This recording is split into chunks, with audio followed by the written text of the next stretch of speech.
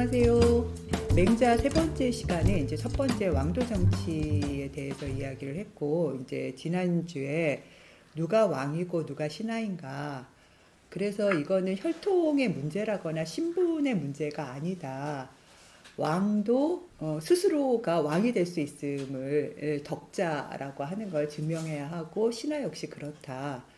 그러다 보니까 이제 시간이 흘러서 요순 같은 선양의 시대가 지났으니까 이 아들에서 이제 적장자로 계승되어지는 이러한 시대에 이제 신하들은 모두가 훌륭한 왕이 아닐 테니까 그럴 때 뭐 언제 나아가고 언제 떠나야 하는가라고 하는 출처의 문제가 가장 큰 이슈가 되었다. 네, 그런 이야기를 이제 했습니다.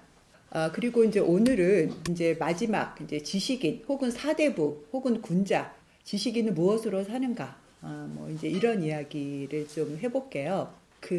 일단 여기에 들어오신 분들은 본인이 난 지식인이 아니야 이렇게 생각하시면 안 돼요. 적어도 이 강의를 우리가 함께 듣고 있다라고 하는 건 우리가 이제 지식을 통해서 나를 개선하겠다라고 하는 의지가 분명하다라고 하는 것을 동의하셨다는 거예요. 그런 생각을 갖고 이제 제 이야기를 좀 들어주시면 좋겠습니다. 왕도 정치에 대해서 우리가 이야기를 했는데 그 왕도 정치를 한마디로 다시 한번 세 번째 강의에서 요약해봐라. 그럼 이거예요. 왕도 정치란 하늘이 내려준 공유지를 함께 가꾸고 이렇게 하면 항산이 보장된다는 거예요. 누구나 다 먹고 살 수 있다는 거죠. 그리고 그것에 그치지 않고 우리가 함께 살다 보면 여러 가지 인간관계 갈등 같은 게 생길 수밖에 없잖아요. 그리고 또 생로병사를 겪을 수밖에 없죠. 누구나. 그러니까 이런 생로병사를 같이 이제 서로가 겪으면서 그 과정에서 서로가 서로를 돌보면서 사는 사회예요. 그러니까 그런 마음을 갖는 사회인 거죠. 그래서 결국 항산을 통해서 항심을 갖고 사는 사회가 왕도 정치가 구현하고자 하는 이상 사회예요. 그러니까 이제 계속 맹자가 왕도 정치를 하면 천하를 얻을 수 있습니다. 이렇게 말을 하면 제선왕 같이 실권자가 묻죠. 저도 왕도 정치를 펼 수 있습니까? 맹자가 펼 수 있다고 했잖아요. 그 근거가 뭐냐면 당신에게도 측은지심이 있다는 거였어요. 결국 맹자가 생각했던 정치는 이게 이제 육아가 갖는 특성이에요. 육아가 갖는 특성은 육아의 한계이기도 하고 육아의 장점이기도 해요. 왜냐하면 우리가 현실 정치라고 우리가 자꾸 생각하게 되면 이런 말은 굉장히 현실에 어울리지 않는, 현실을 돌파할 수 없는 것처럼 보이거든요. 그러니까 그 당대에서 채택이 안 되는 거예요. 공자도 맹자도 당대에서 자신의 뜻을, 경륜을 펴지 못했어요. 그런데 오히려 1000년쯤 지난 다음에 송대에 와서 성리학이라고 하는 세계관이 다시 부활하면서 유학이 현실에서 실제 힘을 갖게 된 거거든요. 그러니까 이런 걸 생각하면 이제 그 힘이 아니라 누구나 가지고 있는 그 마음, 측은지심 같은 마음의 기초에서 정치를 펴야 한다라고 하는 왕도 정치의 이상이 공자로부터 시작해서 이제 맹자가 주춧돌을 이제 공자는 문제 제기를 했고요. 아젠다를 새로 던졌고 그 아젠다의 이론적 기초를 탄탄하게 놓은 게 맹자고 이게 나중에 이제 주자한테 와서 이렇게 꽃피우는 거죠. 그래서 이제 주자가 만들어 놓은 사서 중에 이제 대학에 나오는 구절인데 이걸 다시 유학의 용어로, 보편적 용어로 정리를 해봐라. 그러면 왕도 정치의 이상은 수신제가 치국 평천하예요. 이 평천하의 이상이 왕도 정치의 이상이에요. 자, 그걸 다시 한번 이야기를 해봅시다. 이걸 맹자는 어떻게 정식화를 했냐면 내가 사대부잖아요. 사대부는 벼슬길에 나아가야 돼요. 그래서 그게 이제 득지예요. 뜻을 얻으면, 그러니까 내가 관직을 얻거나 벼슬길에 나아갈 수 있으면 어떻게 해야 돼요? 겸선천하. 천하를 선하게 만들어야 되는 거예요. 천하의 모든 사람들과 더불어 세상을 선하게 만들어야 하는 거예요. 그런데 출처가 마음대로 되는 건 아니니까 뭐 제대로 임금을 못 만나서라거나 아니면 임금이 나를 뽑아주지 않아서 그렇게 관직에 나아갈 수 없을 때, 부득지일 때는 어떻게 해요? 그럴 때는 수신하면서 혼자라도 선을 닦아야 되는 거예요. 그 평천하라고 하는 건 겸선천하라고 이야기할 수 있는데, 모든 사람과 더불어 선한 세상을 만드는 건데, 이게 또 문제가 되는 거죠. 이게 착할 선 하면 그냥 간단한 건데, 도대체 선이란 무엇인가? 성선설도 이 선자 쓰잖아요. 선이란 무엇일까? 선한 세상은 도대체, 그러니까 선이란 무엇일까도 쉬운 문제가 아니고, 그럼 도대체 선한 세상은 가능할까? 이것도 쉬운 문제가 아니에요. 지금 우리 사회를 어떻게 인식해요?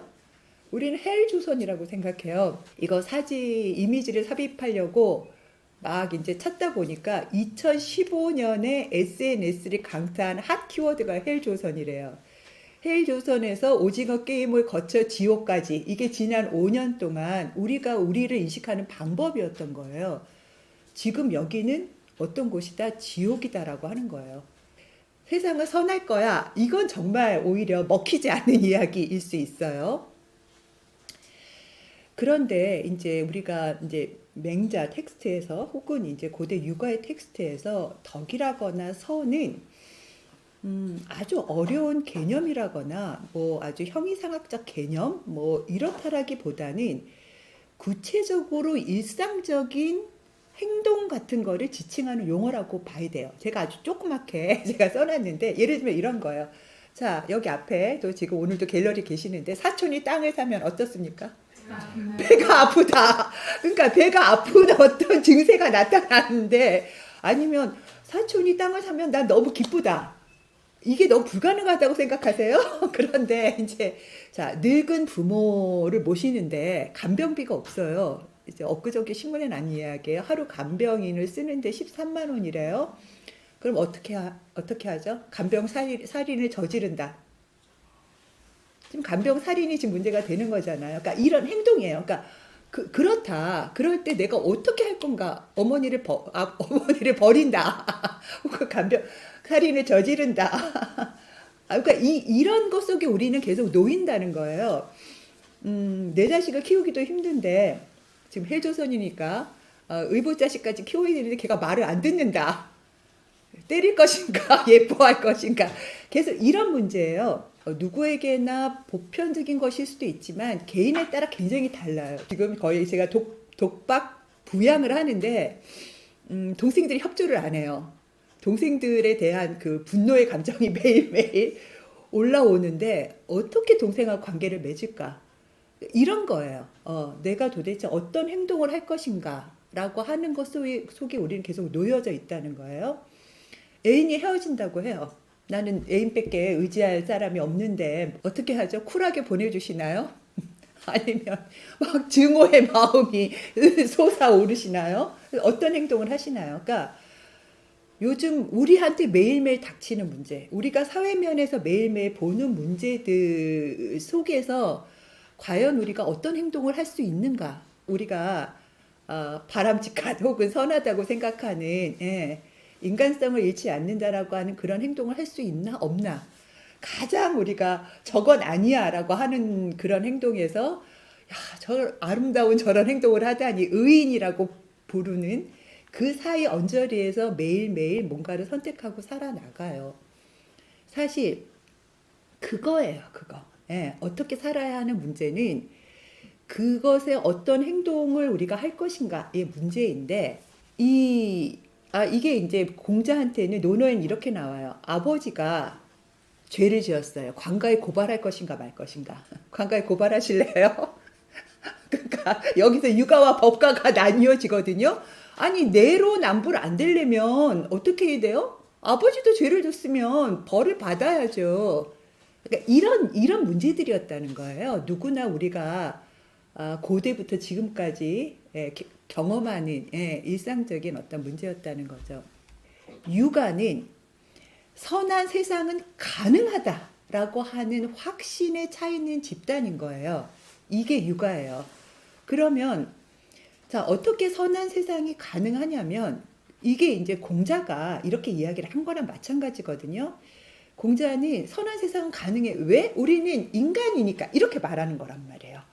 인간이 뭐건데? 라고 이야기할 때, 자, 공자님은 뭐라고 이야기했냐면, 이게 우리가 어질인이라고 이야기를 하는데 이게 사람 인자 두 개 합쳐놓은 거라고 이야기하죠. 사람들과의 사이에서 우리가 인간답다라고 말할 수 있는 그것이 이제 구체성 같은 게 아직 없다라고 하더라도 그래야 사람이야.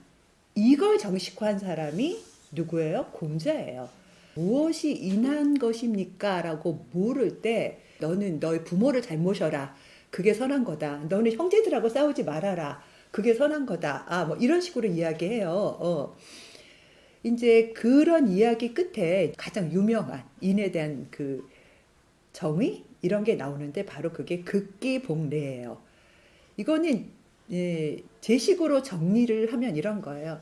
나의 작은 정념을 이기고 제가 오늘 내가 바쁜데 제 이제 동생한테 오늘 와서 어머니 좀 볼래 그러면 나 너무 피곤해. 나 오늘 못 가. 이럴 때 저 마음속에 불끈 솟아 나오는 작은 정념. 그러니까 이건 당연한 거예요. 이것이 모두 없을 수는 없겠지만 그런 감정을 경험했을 때 어떻게 내가 그 감정과 관계를 맺을 것인가 이런 거죠. 근데 극기복례는 그런 자신의 작은 정념을 이기고 이제 복례, 예로 돌아간다라고 하는 건데 이때 예는 사람 사이에 함께 사는 법 같은 거예요. 일종의 사는 법이라고나 할까요? 그러니까 함께 사는 지혜를 터득하고 실천하는 것. 이 복자가 실천하다라고 하는 행자 같은 거거든요. 그러니까 자신의 작은 정념을 이기고 함께 사는 지혜를 터득하고 실천하는 것이다라고 공자님은 이야기를 했어요. 그걸 또 다른 말로 하면 굉장히 제가 좋아하는 말이기도 하는데 기소불력 물시여인. 내가 원하지 않는 바는 다른 사람에게도 베풀지 말아라. 이게 직역이거든요. 그러니까 내가 싫은 건 다른 사람도 싫다는 거예요. 그러면 다른 사람과 어떻게 관계를 맺어야 해? 내가 다른 사람에게 대접받고 싶은 방식대로 다른 사람을 대접해야 한다는 거예요. 근데 이게 이제 카이 야스퍼스라고 하는 그 철학자는 가만히 보니까 공자님, 부처님, 뭐 알라신, 뭐 이게 다 뭐 또 소크라테스 이제 비슷비슷하게 BC 뭐 7세기에서 뭐 5세기, 4세기 뭐 이제 예수님은 0년이겠죠. 예, 예. 그때 뭐 사랑이라고 이야기하든 인이라고 이야기하든 자비라고 이야기하든 사실 비슷한 이야기들을 우리가 이제 했다는 거예요. 그 이제 심퍼시라고 할 수가 있는 거죠. 공감인 거예요. 우리가 혼자 살 수가 없기 때문에 다른 사람과 같이 살 때 뭔가 이런 공감할 수 있는 능력이 인간에게 있다라고 하는 걸 설파하셨다는 거예요. 그러니까 어떻게 보면 공자님만 선한 세상은 가능하다라고 말한 건 아니에요. 부처님도 이렇게 말씀하셨던 거고 예수님도 이렇게 말씀하셨다고 볼 수 있는 거예요. 이게 이제 황금률 같은 거죠. 우리가 어떻게 보면 특별히 공부하지 않아도 알 수 있는 것 이런 거예요. 이거를 공자님이 이렇게 이야기를 했어요. 선한 세상은 가능해. 예. 그런데 우리가 인간이니까 가능해. 이렇게 이야기를 했다는 거예요. 근데 이거를 맹자는 어떻게 다시 재정식화했냐면 인간은 인간다워야 인간이다 이렇게 이야기하잖아요. 저는 이제 어질인자를 인간다움이라고 이제 번역을 하는데 이거를 맹자는 맹자 때는 전국시대고 이제 우리가 대자백가 이렇게 해서 이제 굉장히 많은 사람들이 공자님이 이야기하셨던 인간다움이 과연 가능한가? 저는 우리랑 비슷할 것 같아요. 여기에서 정말 인간답게 사는 게 가능한가? 인간답게 살 수 있니?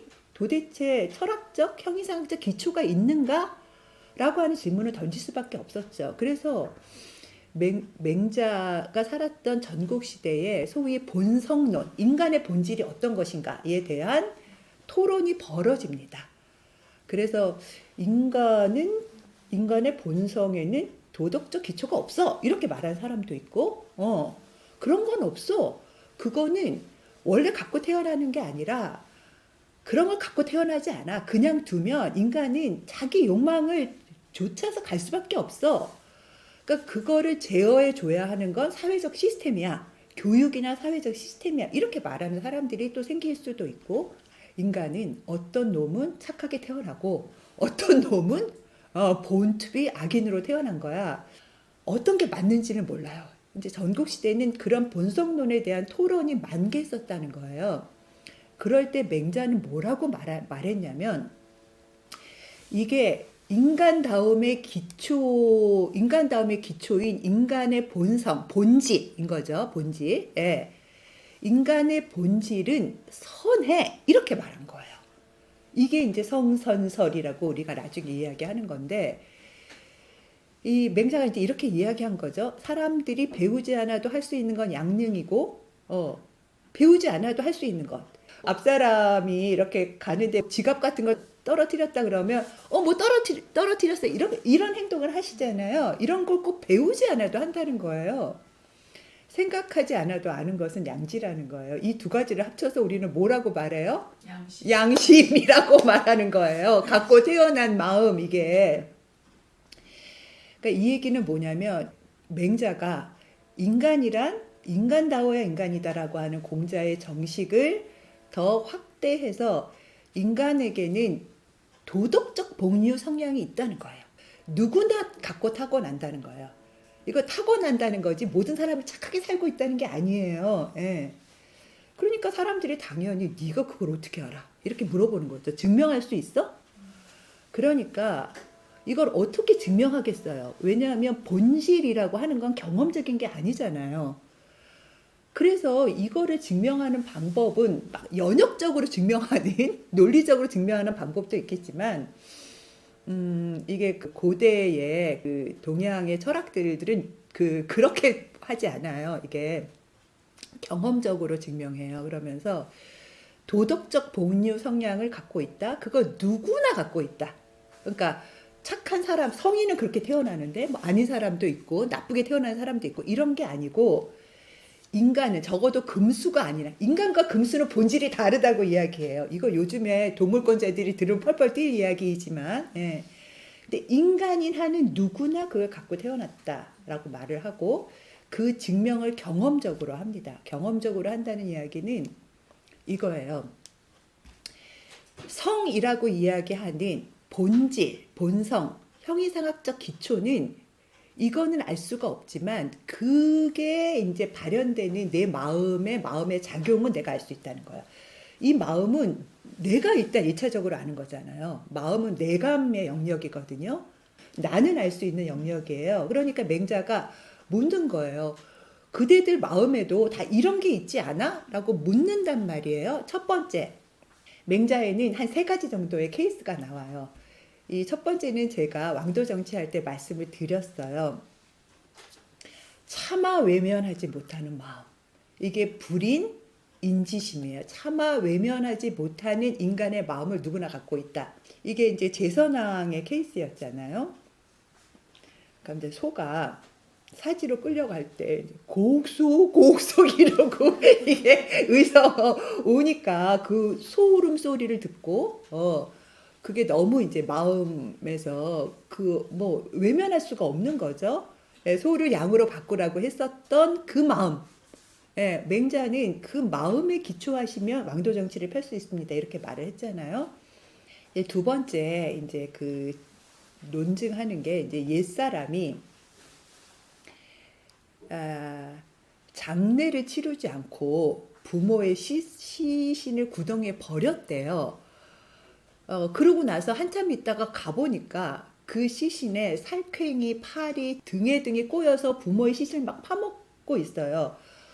그럴 때 그냥 뭐 이거는 그 누가 나를 비난하는 게 아니에요. 그런데도 내 마음속에 뭐 우리가 껄떡지근이라고 표준어인가요?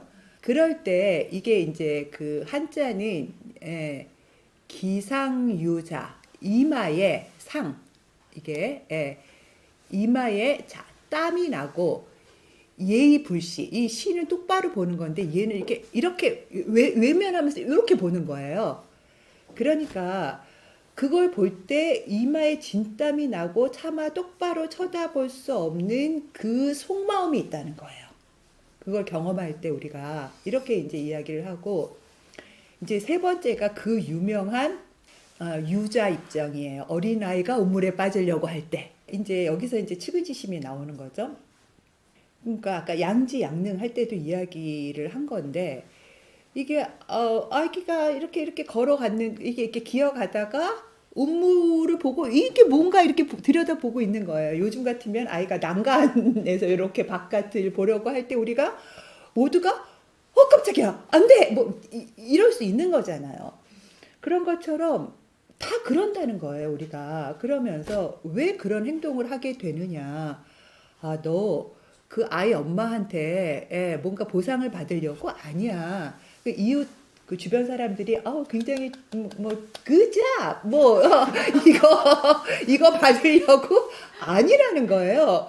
그래서 하는 게 아니다. 사람들은 누구나 다 아무 이해관계 없이 예.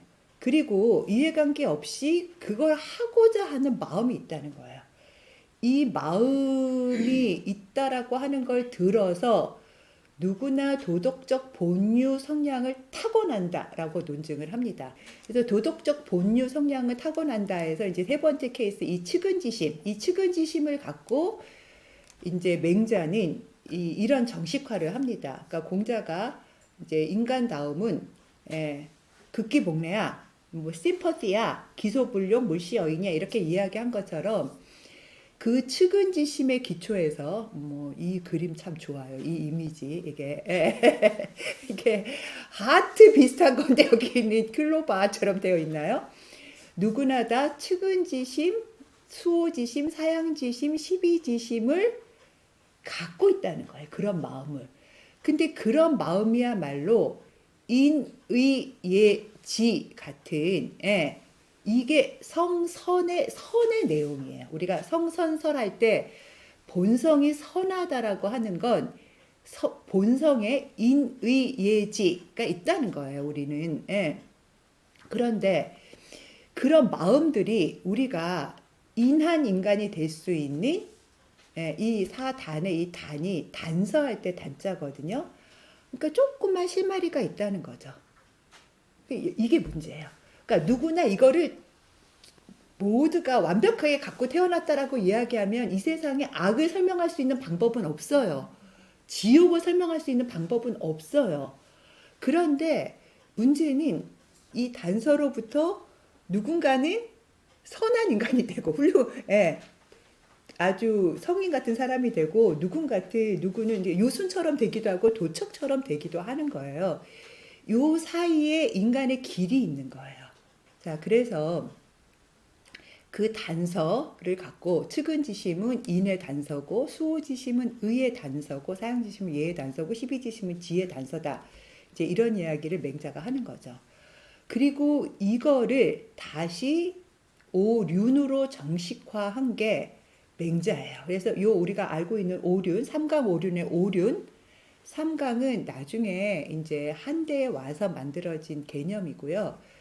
요거를 가장 중요한 5가지 인간관계에서 결국은 이게 함께 살기 때문에 발생한 문제잖아요. 인간은 나 혼자 사는 게 아니고 같이 살기 때문에 그 같이 사는 사람들 사이에서 매일매일 벌어지는 버라이어티한 그런 어떤 그 일들 그런 어떤 사건들에 내가 어떻게 마음 먹고 어떻게 행동해야 할 것인가 이런 게 인간의 어떤 삶의 진짜 모두 전부라고 말을 한다면 그런 인간관계를 크게 5가지로 정식화한 거예요. 이건 이제 정근대 사회죠.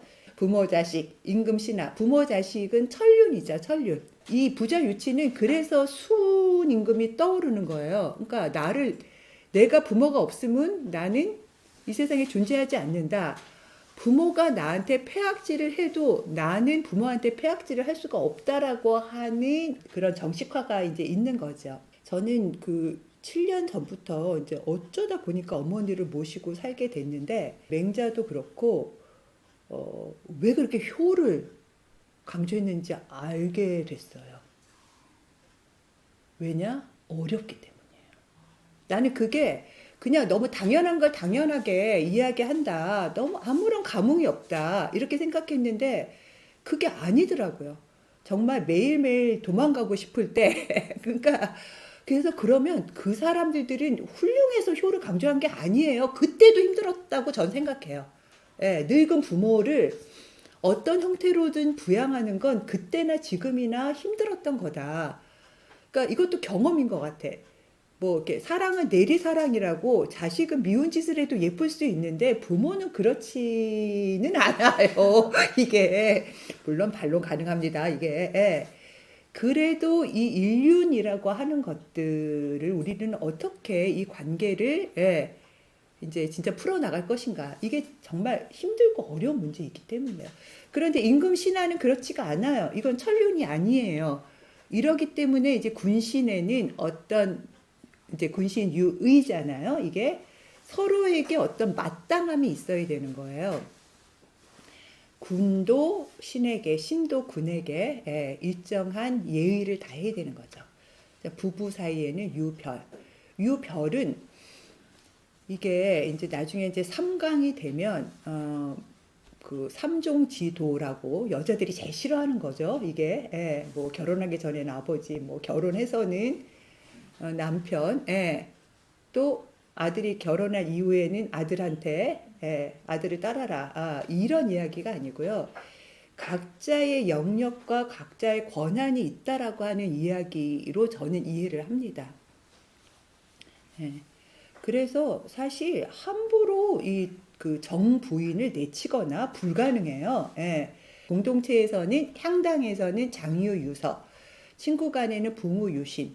이걸 보면 요 다섯 번째 부부 간에 어떻게 관계를 맺어야 하는가라고 하는 게 춘추 전국시대에 새로 떠오른 인간관계였겠죠. 여기에는 신의가 있어야 한다. 이제 이런 식으로 오륜을 정식화한 거예요. 그 다음에 이제 그것이 이제 등문고 상에는 이렇게 나와 있습니다. 후직이 이제 농사를 가르쳤어. 오고 심고 가꾸게 했어. 그랬더니 이제 배불리 먹었어. 그런데 배불리 먹고 따뜻히 옷을 입고 편안히 지내기만 하면 어떻게 돼요? 금수호에 가까워진다는 거예요. 그래서 서를 사도로 삼아 인륜을 가르쳤다. 이러면서 이제 오륜에 대해서 이제 블라블라 이렇게 이야기를 합니다. 그 다음에 이제 두 번째 그러면 맹자가 논증해야 하는 테마가 뭐였냐면 누구나 타고난다는 거예요. 이게 예. 도덕적 본유 성향을 누구나 타고난다에 대한 논증도 엄청 재밌어요. 뭐냐면 이게 성인과 나는 이제 성인과 나는 엔드예요. 여는 같은 류라는 거예요. 같은 류는 짐승이 아니고 같은 인간이라는 류라는 거예요. 근데 이걸 어떻게 그 증명하냐면 나와 성인이 동류의 인간으로서 동일한 마음을 가지고 있다는 건 신발을 만드는 사람이 한 사람 한 사람의 신발을 재지 않고 신발을 만들어도 비슷하게 인간의 발 크기에 맞는 신발을 만들지 삼태기를 만들지는 않지 않냐. 그러니까 이 얘기를 듣고 두 가지 반응이 있어요. 야, 맹자 완전 기가 막히다 이런 사람과 맹자 진짜 어이없어. 이렇게 반응은 두 가지이지만 어쨌거나 맹자는 이렇게 경험적으로 논증을 해요. 근데 어떻게 보면 굉장히 그럴싸해요. 이게 사람의 신발을 만들려고 할 때 우리는 삼태기를 만들진 않는다는 거예요. 그러니까 여기에서 양명의 만가 성인까지 나오는 거예요. 모든 사람이 성인이 될 수 있다라고 하는 게 이게 성인이나 나나 모두 지니고 있는 보편적 마음, 사단의 마음이 있어요. 그걸 리나 의라고 부른다. 차이는 뭐냐면 성인은 나에게도 그 마음에 착한 싹이 있다는 걸 알고 그걸 보존하고 키운 사람이에요. 이게. 그런데 나는 내가 그렇다는 걸 모르는 거죠. 그 차이가 있을 뿐이다. 이렇게 이야기를 합니다. 그럼 도대체 왜 악이 생기는가? 많은 사람들이, 그러니까 이제 연구자들이 이렇게 이야기를 해요. 맹자의 성선설은 인간이 그 본투비 도덕적 인간으로 타고났다는 걸 증명하고 싶었던 게 아니라 오히려 이 세상에 악이 어떻게 존재하는가 라고 하는 걸 설명하고 싶어 했던 것 같다. 자, 그러면 왜 세상이 이렇게 지옥 같아요? 인간의 탐욕 때문이라고 이야기를 합시다. 그럼 인간의 탐욕은 어쩔 수 없는 거예요? 이거는 법이라거나 이런 게 아니면 사회 시스템이라거나 법이 아니면 해결할 수 없는 거예요? 지옥을 봤어요. 뭐 하여간 너는 맨날 몇 시에 죽는다. 어떤 불행이 닥친다는 거예요, 이게. 예. 자, 그걸 어떻게 설명할 거예요? 문제는 그 해석을 둘러싸고 지금 벌어지는 일들이란 말이에요. 그 드라마가. 그런 것처럼 이 불행 혹은 어떤 뭐 우리가 지옥도라고 이야기하는 이게 취업도 안 되고 열심히 공부했는데 취업도 안 되고 뭐 갑자기 경제적으로 몰락하고 사랑하는 애인이 갑자기 이별을 통보하고 그리고 뭐 많은 사람들이 굉장히 탐욕스럽게 자신의 욕망을 추구하고 자, 이런 일들이 왜 생기느냐? 이걸 설명하고 싶어, 성선설을 통해서 설명하고 싶었던 게 맹자다. 이렇게 설명하는 거야. 인간은 누구나 착한 사람 갖고 있어. 그럼 이 세상, 근데 왜 이 세상이 이 모양이야? 설명하는 게 이 세 가지. 제가 정리를 했어요. 이 세 가지 정도로 정리를 하는 거예요. 이게 이제 그 맹자의 뒷부분인 고자와 진심장의 이제 뒷부분은 다 이런 이야기거든요. 고자상에 이제 우산지목이라고 하는 우산의 소자 써요. 우산의 나무에 대해서 나오는 에피소드가 있는데 그 일찍이 우산의 숲이 굉장히 아름다웠대요. 근데 그 우산이 교회에 있었어. 그래서 사람들이 몰래 새벽마다 거기 들어가서 나무를 막 벤 거야. 그리고 소와 양을 막 방목해서 이게 공유진대 숲이 이걸 잘 가꿔야 되잖아요. 그러니까 도끼와 자기를 아무 때나 갖고 들어가면 안 돼요. 떼시자 말씀드렸잖아요. 그걸 가서 이제 그 큰 나무라거나 이렇게 좀 이렇게 썩은 나무를 베서 땔감으로 해야지 되는데 그러면 그 숲은 무한하게 우리한테 그 뭔가를 이제 물질적 풍요를 이루다 쓸 수 없을 정도의 나무를 주는데 사람들마다 새벽에 몰래 들어가 도끼와 자기로 맨날 나무를 베어 소와 양을 방목해. 걔네가 무슨 쌍만 나면 다 뜯어 먹어. 그래서 우산이 민둥산이 됐어. 근데 너네가 성선설을 부정하는 건 뭐냐면 저 산은 원래 나무가 안 자라는 나무야. 저 산 아마 돌산일걸? 이렇게 이야기한다는 거예요. 다 봐봐. 돌산 같잖아. 이렇게 말하는 거라는 거예요. 맹자 이렇게 말해요. 두 번째. 이는 인간의 마음이고 의는 인간이 마땅히 따라야 할 도리예요. 그런데 우리가 그 마땅히 가야 하는 길, 인간의 길, 그게 이제 도자, 길도자, 그게 이제 대도거든요. 여러분 도를 아십니까? 도를 추구한다라고 하는 건 인간이 가야 하는 마땅한 그 길을 따라가는 거예요. 이게 그런 비유예요. 육아의 비유는 도에 대한 비유는 엄청난 뭐 형이상학적이고 초월적인 게 아니라 매일매일 일용지간에 행하는 행동이에요. 인간이 마땅히 해야 하는 행동은 매일매일 매순간 해야 하는 거니까. 근데 그 길을 버려두고 글로 가지 않는 건 그 닭이나 개가 집을 나가면 저녁이 되면 찾는다는 거예요. 골목에 나가서. 근데 인간은 마음이 집을 나가버렸는데 그걸 찾지 않는다는 거예요. 그러다 보니까 양심이 불량한 양심의 털이 나는 거죠. 그리고 세 번째는 이런 비유도 이야기를 하죠. 그래서 이게 길이잖아요. 그러니까 길은 이게 대도인데 이게 기본적으로 길은 길인데 대도라고 이야기하거든요. 그래서 군자, 지식인은 이 대도를 가야 되는 거예요. 근데 이 대도라고 하는 게 자꾸 규범적으로 생각하면 우리가 매력 없어요. 누군가 정해 놓은 그 길로만 간다 이런 게 아니고 자꾸 그 길로 가다 보면 그 길 자체가 대도가 되는 거예요. 이게. 그런데 이게 아까 이는 인간의 마음이고 의는 인간이 마땅히 따라야 할 도리예요. 원래는 그게 단서, 마찬가지로 처음에는 작은 길 같은 거야. 근데 계속해서 그 길을 가다 보면 그 길이 이제 뭐 눈 감고도 이렇게 갈 수 있는 길이 되는 거예요. 그러면 정말 우리는 순간순간 고민하지 않아도 어떻게 살아야 인간답게 사는 건지를 알고 판단하고 행동할 수 있는데 그걸 사용하지 않으면 어떻게 돼요? 녹슬어요. 혹은 길에 자풀이 모성해서 더 이상 가고 싶어도 그 길로 갈 수가 없다는 거예요. 이런 방식으로 이게 네가 지금 선한 행동을 하지 못하는 이유 혹은 세상이 지옥인 이유를 설명합니다.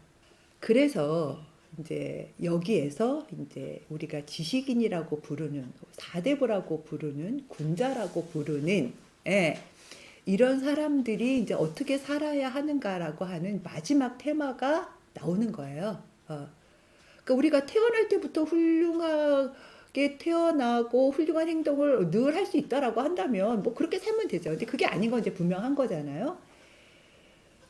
인간에겐 도덕적 본유 성향이 없어. 세상을 좋게 만들려면 시스템을 정비하거나 법을 강화하는 수밖에 없어요. 근데 육아처럼 결국 정치라고 하는 건 인간이 누구나 갖고 있는 마음의 착한 싹, 그 사단, 그 마음의 기초에서 그 마음을 확장하는 것을 통해서만 그걸 해야지 바로 내 옆에 있는 사람하고 잘 살 수 있는 거거든요. 그런 것들이 조금씩 조금씩 확대되어야 좋은 세상이 온다.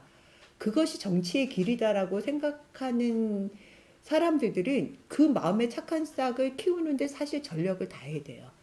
윤리이고 이제 정치이기도 한 거죠. 그래서 이제 사대부인데 선비사 그런 건데 자, 그 지식인은 어떻게 살아야 하는가? 저는 어떻게 정식화했냐면 지식인이란 마음을 다해서 살면서 운명을 기다리는 존재다라고 저는 이제 정리를 한번 해봤어요. 일단 여러분이 맹자를 그래도 세 시간이나 들었으니까 맹자의 그 유명한 제가 여러 개 사자성어를 이야기했는데 대장부를 또 빼놓을 수가 없어서 논어에는 군자라는 표현이 많이 나와요. 예. 지식인이 군자야. 그러니까 논어의 테마는 군자 되기예요. 그러면 맹자의 테마는 뭐예요? 맹자의 테마는 어떻게 보면 대장부 되기 같은 거예요. 이게 자 대장부는 이게 이제 어떤 이념형이 있는 거죠. 대장부는 어떤 사람이에요? 천하라는 넓은 집을 거처로 삼고 천하의 바른 자리에 서서 천하의 대도를 실천한다. 대도를 관직에 나아가면 백성 모두 함께 대도를 걸어가는 거예요. 그렇지 못하면 혼자라도 그 길을 간다. 부귀도 나를 흔들 수 없고 빈천도 나를 굴복시킬 수 없다. 이런 사람을 일컬어 뭐라고 한다? 대장부라고 한다. 그래서 대장부는 이미 이게 동아시아의 어떤 독특한 지점이기도 한데 이렇게 살면 이런 사람은 멀리서도 빛이 나요. 이런 게 있어요. 왜 그러냐면 이게 이제 그 항심할 때 항자 그 떳떳하다는 거거든요. 우리가 매일매일 꾸준히 뭐를 하는 거거든요. 그렇게 되면 수면 앙배라고 이야기하는데 이 면은 앞쪽, 이 배는 뒤쪽이에요. 이거는 요가나 필라테스를 안 해도 이게 혹은 PT를 안 해도 앞쪽에서 광이 나고 이 뒤에서도 이렇게 등이 쭉 기립근이라고 하나요? 그렇게 된다는 거예요. 그래서 이제 이게 사람을 이제 그 신원서판이라고 들어보셨어요? 그러니까 전근대 사회에서 글씨 같은 걸 잘 써야 되고 이게 그러니까 그 이유가 신원서판이라고 하는 게 사람 추천할 때 신원서판을 본다고 하는데 그렇게 살면 늘 그렇게 혼자라도 이게 그 독행 기도하면 이게 겉의 모습으로 드러난다라고 보는 거죠. 육아에서는. 그러면 도대체 지식인은 어떤 사람이냐면 학식이 높은 자, 가방끈이 긴 자? 전혀 아니죠. 이거 우리 너무 잘 알잖아요. 가방끈과 인품은 비례하지 않아요. 오히려 요즘 반비례한다 이렇게 말해도 될 것 같아요. 이게. 그러니까 그런 게 아니에요. 우리가 지식인이라고 이야기할 때 사대부라고 이야기할 때는 자신의 잃어버린 마음을 그러니까 우리가 방심한다고 하잖아요. 이거 이제 끝까지 이거 쥐고 있는 사람은 드물고요. 줬는데 끊임없이 닭이 집 나가듯이 개가 집 나가듯이 그 마음이 나가버려요. 이게 불가피해. 근데 나갔는데 찾지 않는 자와 나갔을 때 찾아서 데려오는 자의 차이가 있어요. 지식인은 일단 어떤 사람이냐면 집 나간 닭을 찾듯이 집 나간 마음을 끊임없이 찾아오는 사람들이에요.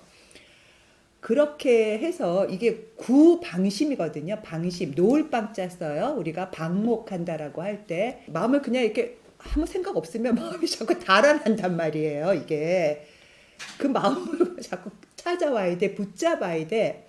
구한다. 잃어버린 마음을 찾아온다는 거예요. 그렇게 하면 이 양성 존심 이게 뭐냐면 영어하고 똑같아요. 한문 구조는 동사 동사 목적어 이렇게 되어 있는 거거든요. 본성의 선함을 기를 양자죠. 기르고 마음 예, 그 마음을 꽉 쥐고 있어야 된다는 거예요. 인간의 마음을. 그래서 원래 가지고 있는 마음의 착한 싹을 보존하고 그것을 키우고 지키는 자예요. 그래서 이 존심, 마음을 이제 붙든다. 이제 이런 굉장히 중요한 거죠. 이게 수신의 경물치지 성의 정심이거든요. 근데 이 성자가 우리 성실하다라고 할 때 그 성자 쓰는 건데 뭐 정성 할 때 성자 쓰는 건데 그 성자도 매일 매일 매일 한다는 거예요. 그리고 그러면 성의 의자가 뜻 의자인데 이 뜻이라고 하는 게 마음이 어떤 외부와 만났을 때 탁 촉발되는 어떤 거거든요. 그러니까 우리가 그게 뜻 의자 쓸 때 하는 거예요. 그러니까 원래 마음이 그런지 안 그런지는 모르겠지만 이런 이미지를 갖고 있는 거죠. 물의 본성 같은 거, 잔잔한 파도, 혹은 위에는 출렁출렁하지만 바다 깊숙이는 고요하겠죠. 이런 거예요. 근데 이렇게 있는 게 아니고요.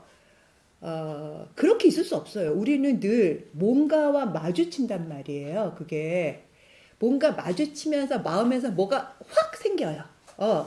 그럴 때 얘 마음을 잃어버리지 않게 가져와야 된다는 거죠. 또 다른 말로 하면 다할 진짜 쓰는 거예요. 이 다할 진짜는 만약 네모가 있으면 네모에 색칠을 한다라고 했을 때 0.00001mm의 공백도 없이 꽉 채워서 색칠하는 것 같은 거예요. 이 진심은 이거예요. 마음은 무량하다는 거예요. 마음의 힘과 마음의 능력은 헤아릴 수 없이 엄청나요. 우리는 우주의 마음을 가질 수 있어. 요즘같이 이야기하면 같은 동류인 인간에게 갖는 측은지심은 물론이거니와 모든 비인간 사물에도 우리는 그 측은지심을 확대할 수가 있어요. 우리는 그런 우주적 마음을 가질 수가 있다는 거예요. 근데 또 한편 우리 마음이 간장종지보다도 못할 수 있어요. 우리는 마음을 아주 싸납게 쓸 수도 있단 말이에요. 이게. 그래서 나한테 닥친 모든 불행이 다 저 사람 때문인 것 같고 사회 시스템이 미비해서 그런 것 같기도 하고 물론 그런 측면도 있죠. 어쨌거나 자기 마음도 써야 하는 거예요. 마음의 힘도 가만히 있으면 저절로 되는 게 아니라 그 마음의 힘을 계속 쓰다 보면 그 마음을 다하는 자, 진심. 이 마음을 다하는 자는 마음의 근원인 성을 알 수 있고 그 성을 알 수 있으면 하늘을 알게 된다. 이렇게 되면 뭐예요? 성인이 되는 거죠. 통달하게 되는 거예요. 세상 모든 이치에. 그래서 맹자는 이제 자기는 이렇게 이야기를 해요. 이제 제자가 묻죠. 스승님 뭘 잘하세요? 제후가 자리를 주면 받으실 거죠. 그랬더니 나는 주는다고 덥석 받는 사람이 아니야. 이렇게 이야기를 하면서 나는 이미 40에 부동심하였어. 자, 공자님의 40은 뭐죠? 부록이에요. 30에 일입하고 40에 부록이에요. 맹자는 40에 부동심했다는 거예요. 그러니까 군신 유의가 지켜지지 않으면 그 임금이 부른다고 함부로 달려가지 않죠. 그러면서 또 뭐라고 이야기하냐면 부득지 하면 뭐 해야지 돼요? 독행기도 해야 되잖아요. 독선해야 되잖아요.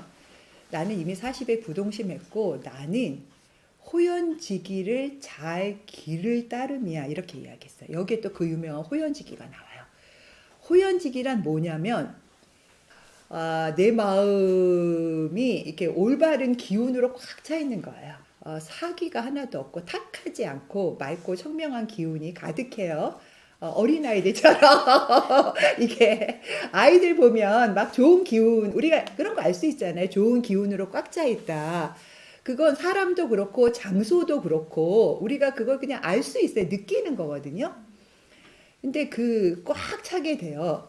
그래서 이 호연지기가 있는 게 되게 좋은데 저는 옛날에 이 호연지기가 이렇게 산에 가서 이렇게 막 이렇게 그 산에 가서 야호 하면서 이렇게 길러질 수 있는 건 줄 알았어요. 그래서 막 아이가 산에 가기 싫다는 거 막 거의 엉덩이 때려가면서 나중에 제가 이 맹자를 읽고 나서 얼마나 부끄러웠는지. 예. 그거하고 아무 상관이 없어요. 호연지기는 산에 가는 것하고 아무 상관이 없어요. 이게 호연지기 기르시려고 산에 가지 마세요. 호연지기는 산에 가서 길러지지 않습니다.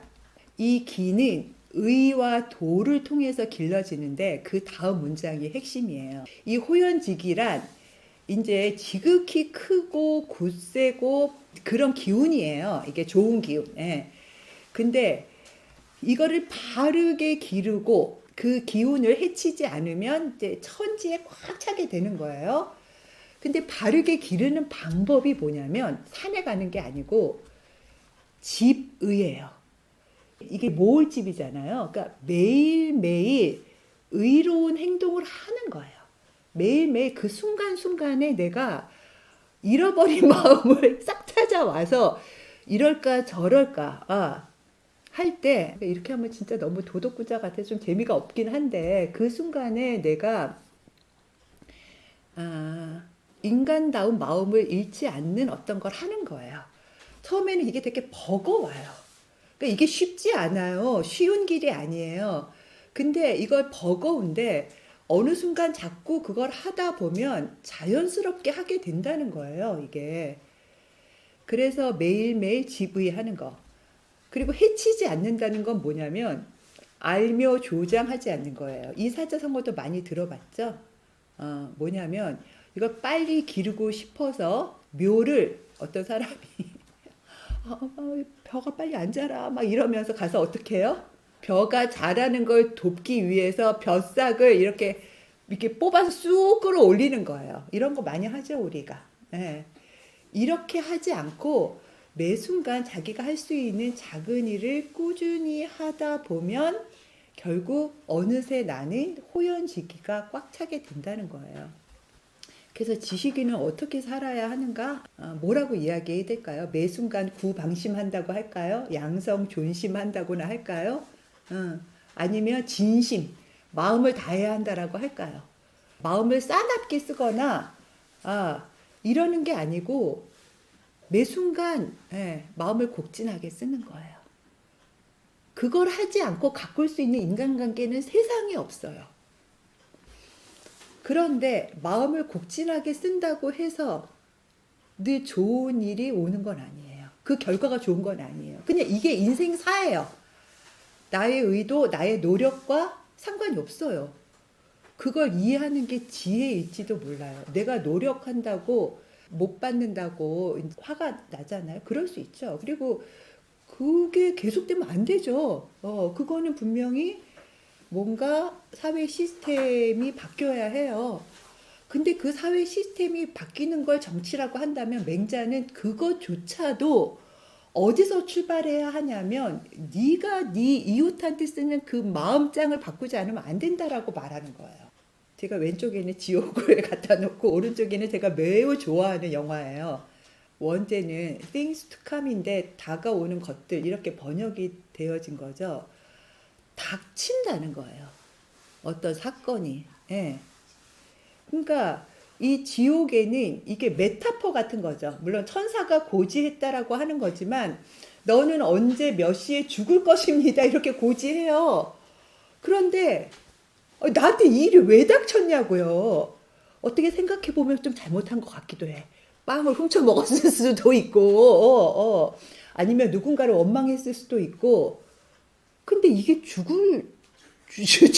내가 이게 죽을 죄야? 이렇게 생각할 수도 있고 그럴 때 굉장히 이제 여기에서 지옥이 열리는 거예요. 지옥의 세상을 열 것인가 말 것인가. 근데 이제 이 해석을 누군가가 독점을 하고 이거를 신의 섭리다라고 이야기하고 네 죄를 고지하라고 이야기하고 뭐 이제 이렇게 이야기하면서 사람들에게 어떤 행동 규범을 줘요. 그래서 이제 막 그것에 따라서 홍위병 같은 애들이 막 나타나요.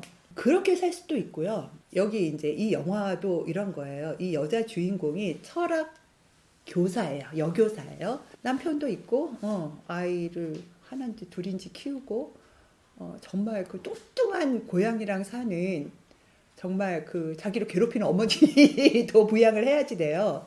좋은 선생이고 좋은 엄마고.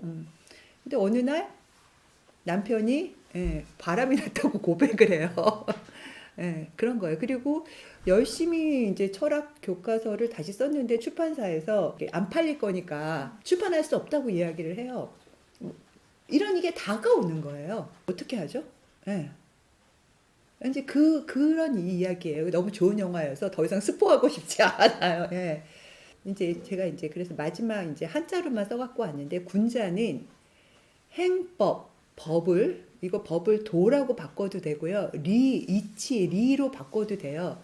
그걸 행은 실천하는 거예요. 이게 아까 인의 예지를 실천하는 거겠죠. 그걸 실천하고 그거를 하는 것을 통해서 그것을 통해서 명을 기다릴 따름이다라고 하는 거예요. 나한테 닥쳐오는 걸 못하게 하는 방법은 없어요. 물론 우리가 분석할 수도 있죠. 왜 이런 일이 닥쳤지? 그걸 한다고 그걸 막을 수는 없어요. 다만 우리는 그걸 감당하는 것밖에 인간은 할 수가 없는 거예요. 내가 그걸 감당할 수 있을까? 사명이라고 하는 건 그 명을 기다린다. 이제 이게 뭐 니체식으로 이야기해 볼까요? 아무르 파티죠. 파티라고 하는 그 운명을 내가 어떻게 감당할 것인가의 문제가 남는 거예요. 그거를 감당할 수 있는 사람이 될 것인가 말 것인가가 결국 지식인으로서 우리가 어떻게 존재할 수 있는가의 문제라고 하는 거예요. 그러니까 이것이 안 되면 누군가가 만들어 놓은 법, 사이비 종교의 법이든 아니면 국가의 법이든 다니는 회사의 사장이 만들어 놓은 법이든 그냥 그 법에 따라서 사는 수밖에 없는 거예요. 그런데 육아에서는, 맹자에서는 적어도 그게 아니라 인간이라고 한다면, 지식인이라고 한다면 어떠한 경우에도 우리가 인간답게 사는 법을 찾아서 실천할 수 있다라고 생각하는 거죠. 그리고 다가오는 운명은 그냥 잘 마주쳐서 그것을 감당하면 된다. 이렇게 말하는 게 아닌가라는 생각이 듭니다. 어떡하겠어요. 해볼 수 있는 데까지 살아보는 수밖에요. 혹시 압니까? 그러다가 도를 통하게 될지. 자, 우리가 뭐 바로 성인이 될 수는 없지만 그렇게 사는 법, 맹자가 우리가 가르쳐 주는 대로 인간의 길을 가고 그 인간의 길을 감으로써 인간다운 사회를 만들 수 있다라고 하는 그런 생각을 한 번쯤은 가져봤으면 좋겠습니다. 특히 이 정치에게서.